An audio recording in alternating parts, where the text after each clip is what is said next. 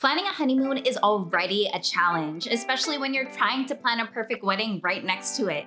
And things happening in 2022 are not making the planning process any easier. In this video, I'm gonna go over a couple of main points that you definitely need to pay attention to as you're planning your honeymoon in 2022.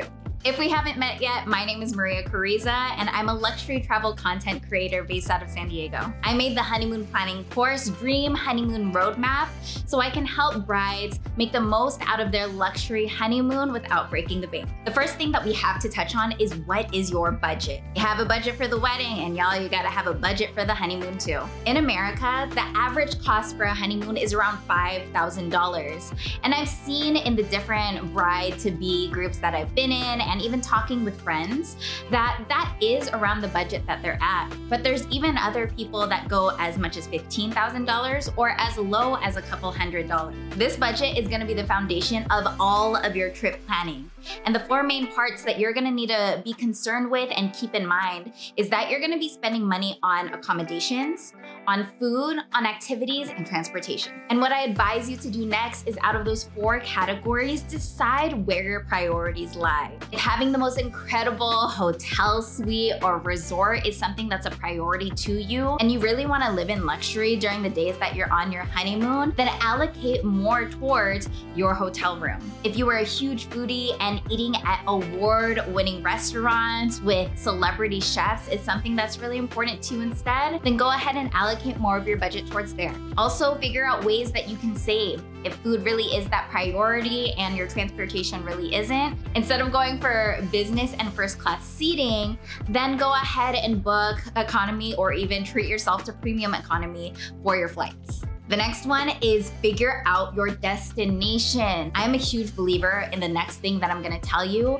and it's you don't need to take that incredible trip to the Maldives, Dubai, or Hawaii if that's not even what you're really into. You can even have the honeymoon of your dreams in your own city. A couple of questions to help you narrow it down if you haven't been completely set on a destination yet is, do you wanna go somewhere more tropical or somewhere with the cold weather? Are you having your wedding in December like I did and you don't really plan on going internationally? Then that means you're going to be looking at accommodations that are more cabin-like, the winter, or even escaping out of the cold and out of the snow to some of the more southern states in the USA. Another question is, do you wanna stay domestically or do you wanna go internationally? Brides are usually the ones who spearhead the entire booking process for the wedding as well as the honeymoon. And a lot of times, planning the perfect honeymoon as well as the perfect wedding is a lot of pressure. So please do not feel like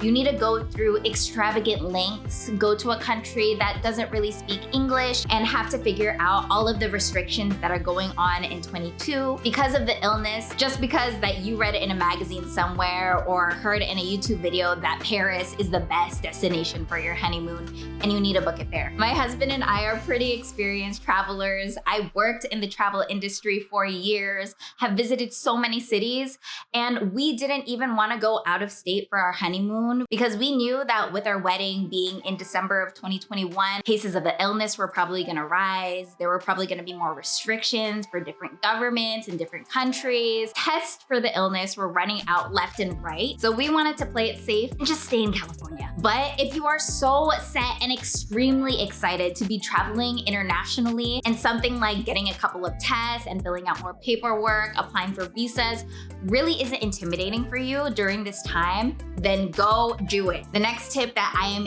extremely invested in and really want y'all to consider if you haven't done so before is using points to book your accommodations and your transportation instead of cash. It's 2022, y'all. I know for a fact that y'all have probably heard from YouTubers or influencers or even saw commercials on TV promoting points this and points that with credit cards so you can get free travel or reduced travel. And with the availability of that information even more on the rise and the increase in financial literacy with a lot of millennials and Gen Z because of availability of information, there's no excuse to not at least try to travel hack your way around making sure you get to use points for bookings instead of money. I'm not gonna get too much into detail about all the different different points programs and how to book with points, because y'all, that's my entire channel.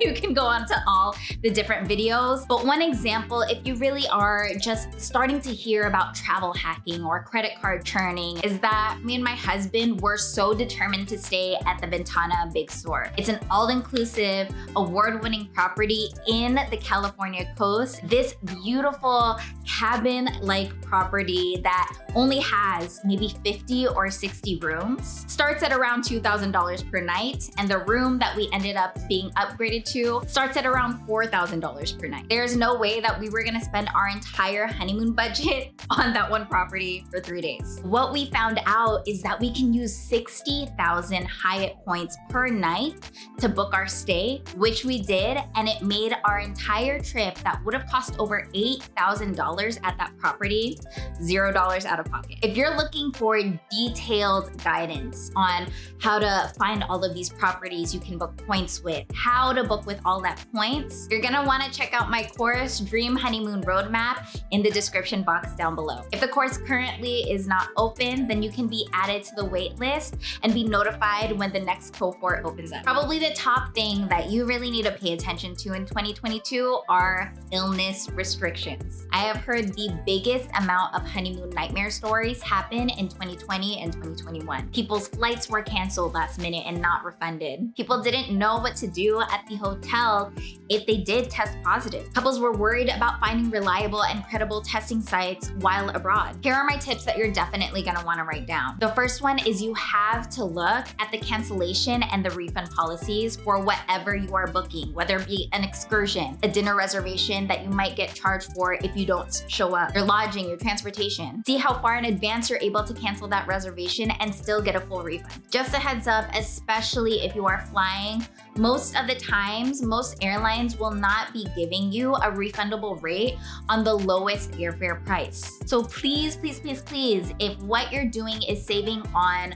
flights, then make sure that you at least get traveler's insurance, or even make sure that that flight is refundable, even if that does mean spending an extra $50 to $100 on the flight. Second thing that I would advise is not booking a round trip flight, but instead booking one booking for going to the destination and then one booking for going back from the destination to your home. The reason being is that if something happens and something is canceled in the first leg of you going to your destination, then it is most likely going to cancel or severely affect the second part of your booking, going back from the destination to your home. This has happened to me once before the illness had happened, and it was the biggest headache trying to reconfigure a new flight because I had accidentally booked on the wrong day. And the third point, just for that peace of mind, is text, call, email the hotel or resort that you're gonna be staying at, or just deep dive into their website to make sure you know what's gonna happen if you do test positive.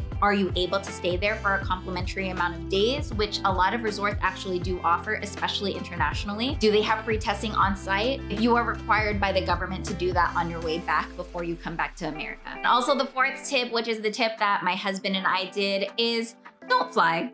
I mean, if y'all are going internationally, you have no choice. It's not like you're gonna swim over there. If you can, and the destination isn't too far off, like maybe 1 or 2 states over, or if you're in the East Coast, 3 states, 4 states over, consider doing a road trip. That's exactly what we did. I had friends that rented out streamliners as well, and they had the best time. They didn't need to worry about hotel cancellations. They didn't need to worry about different restrictions in different countries, and they were confined to their own space and absolutely loved it. Let me know in the comments, where is your dream honeymoon destination? If you found value in this video, I highly recommend you check out this video right here of my stay at the Park Hyatt Aviara, or even check out this playlist and may even inspire you for your next honeymoon destination. Thank you so much for watching, and I'll see you in the next video.